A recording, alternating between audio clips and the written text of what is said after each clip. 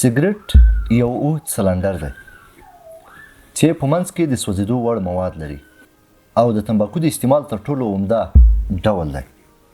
سګرټ هر کال په نړۍ کې 8 میلیونه کسان وژني، یعنی 80 لکه کسان.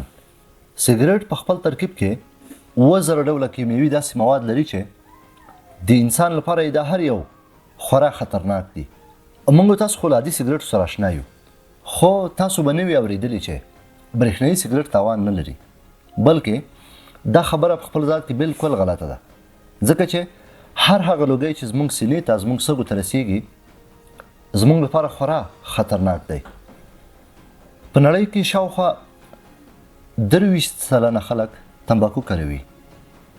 د تمباکو کارول په مستقیم ډول باندې لکه څنګه مې چې مخکې یادونه وکړه 8 میلیونه کسان وژني، خو هغه کسان چې د دوهم لاس له لوګي سره مخ کېږي 1.3 میلیونه د مړینې کچه ده په نړۍ کې. یعنی که موږ تاسو په یو مجلس کې ناست وو او په یوه کوټه کې ناست وو، هغه کسان چې زموږ سره شاوخوا ناست دي، که موږ سګرټ څکوو هغه لوګی چې زموږ د سګرټ له امله د دوی تر پوزو رسیږي، په نړۍ کې د دې کسانو د وژنې شمېره 1.3 ده.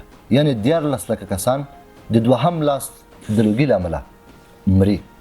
په 2023 کال کې د معیوبیت او مړینې کچه په امریکا کې تر ټولو زیاته د سګرټ له امله وه. هغه کسان چې معیوبېدل به او یا به هم مړه کېدل، تر ټولو عمده لامل یې سګرټ څکول و. او په اسیایي هیوادونو کې بیا هند هغه هیواد دی چې په نړۍ کې دوهم تولیدونکی او ډېر استعمالونکی هیواد دی. د SGRD د راپور له مخې په هند کې په 2023 کال کې په هر 2 دقیقو کې 3 کسان د سګرټو له امله مري.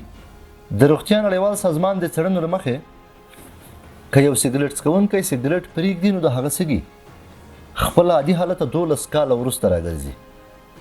د هنري وزر یوټیوب چینل او فیسبوک پاڼې درنو لیدونکو، دا و د سګرټ په اړه لنډ او مختصر معلومات.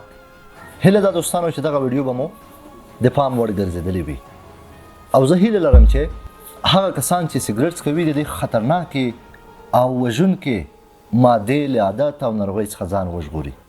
زما هیله او غوښتنه تاسو نه دا ده چې په هیڅ صورت هم سګرټ ته مه ورنږدې کیږئ. سګرټ مه څکوئ، ځکه ستاسو ژوند اخلي. ژوند تر ټولو مهم دی او خدای پاک موږ ته ژوند د یوه نعمت او د یوه هدف لپاره راکړی دی. نو ښه خبره دا ده چې د دې وژونکې مادې له استعمال ډډه وکړو. نو دغه لنډه ویډیو هیله ده چې ستاسو به خوښه شوې وي. تر بیا او بل دغسې خپرونې مو لوی الله ته سپارم. خو که مو غوښتل چې دغه او دې ته ورته نورې معلوماتي خپرونې او پروګرامونه تاسو ته وړاندې کړم، کولی شئ چې په یوټیوب او یا فیسبوک کې راته کومنټ پرېږدئ. تر بیا او بل خپرونې مو لوی الله عمل او ښه وختونه.